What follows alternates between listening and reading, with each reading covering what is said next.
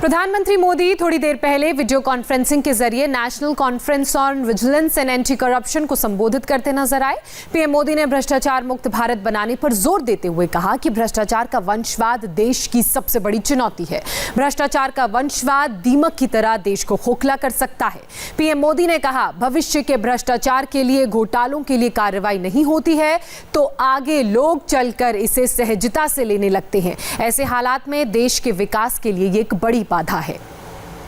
साथियों, बीते दशकों में हमने देखा है कि जब भ्रष्टाचार करने वाली एक पीढ़ी को सही सजा नहीं मिलती तो दूसरी पीढ़ी और ज्यादा ताकत के साथ भ्रष्टाचार करती है।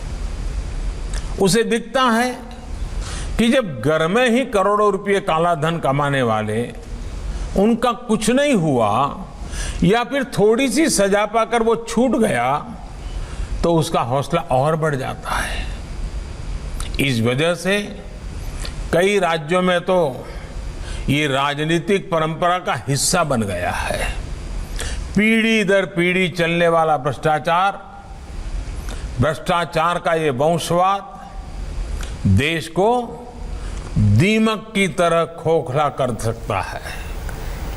पीएम मोदी ने कहा, बीते सालों में देश में करप्शन पर जीरो टॉलरेंस की नीति पर आगे बढ़े हैं। 2014 से अब तक देश की प्रशासनिक, बैंकिंग प्रणाली, हेल्थ, लेबर समेत हर सेक्टर में रिफॉर्म हुआ है। हमारा धैर्य है और हम भारत को दुनिया की अग्रिम पंक्ति में लेकर जाएं, इसके लिए ये जरूरी भी है। हमारी प्रशासनिक सेवा जवाबदेह है, ट्रांसपेरेंट हो, जनता के प्रति जवाबदेह हो। भ्रष्टाचार केवल कुछ रुपयों की ही बात नहीं है। भ्रष्टाचार सामाजिक संतुलन को तहस नहस कर देता है।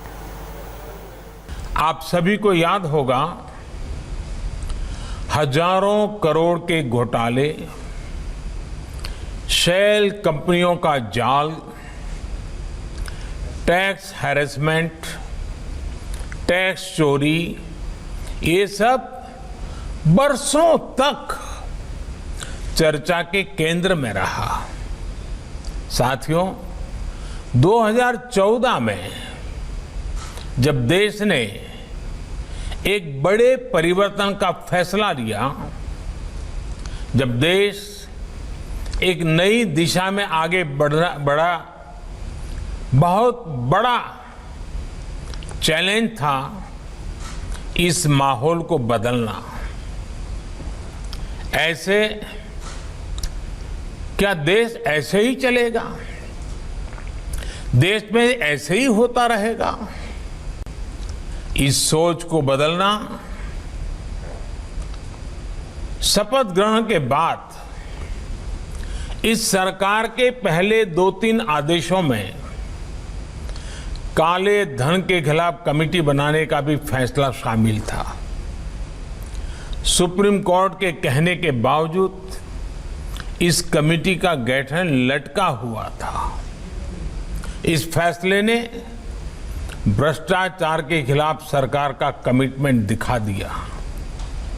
बीते वर्षों में देश इसी तरह करप्शन पर जीरो टॉलरेंस की अप्रोच के साथ आगे बढ़ा है। वर्ष 2014 से अब तक देश की प्रशासनिक व्यवस्थाओं में, बैंकिंग प्रणाली में, हेल्थ सेक्टर में, एजुकेशन सेक्टर में, लेबर, एग्रीकल्चर, हर सेक्टर में रिफॉर्म हुए। ये पूरा दौर बड़े सुधारों का रहा। इन सुधारों को आधार बनाकर आज भारत आत्मनिर्भर भारत के अभियान को सफल बनाने में पूरी शक्ति से जुटा हुआ है। हमारा ध्येय है कि हम भारत को दुनिया के अग्रिम पंक्ति वाले देशों में लेकर जाएं।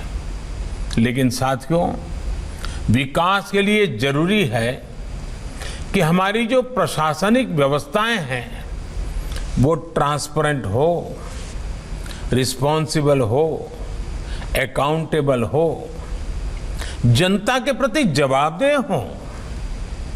इन सभी व्यवस्थाओं का सबसे बड़ा शत्रु भ्रष्टाचार है। भ्रष्टाचार केवल कुछ रुपयों की ही बात नहीं होती। एक तरफ भ्रष्टाचार से देश के विकास को ठेस पहुंचती है, तो साथ ही भ्रष्टाचार सामाजिक संतुलन को तहस नहस कर देता है। जब देश का प्रश्न आता है तो विजिलेंस का दायरा बहुत व्यापक होता है। करप्शन हो, इकोनॉमिक ऑफेंसेस हो, ड्रग्स का नेटवर्क हो, मनी लॉन्ड्रिंग हो या फिर टेररिज्म, टेरर फंडिंग हो, कई बार देखा गया है कि ये सब एक दूसरे से जुड़े होते हैं और इसलिए हमें करप्शन के खिलाफ सिस्टमेटिक चेक्स, इफेक्टिव ऑडिट्स और कैपेसिटी बिल्डिंग एंड ट्रेनिंग, ये सारे काम मिलकर एक होलिस्टिक अप्रोच के साथ करना ही होगा। देश की व्यवस्था पर जो भरोसा होना चाहिए, एक अपनेपन का जो भाव होना चाहिए, भ्रष्टाचार उस भरोसे पर हमला करता है और इसलिए भ्रष्टाचार का डटकर मुकाबला करना सिर्फ एक एजेंसी या संस्था का दायित्व नहीं, बल्कि इससे निपटना एक कलेक्टिव रिस्पॉन्सिबिलिटी है। प्रधानमंत्री नरेंद्र मोदी को आपने सुना। फिलहाल हम रुक रहे हैं एक छोटे से ब्रेक के लिए। ब्रेक के बाद दिखाएंगे आपको इस वक्त की हेडलाइंस।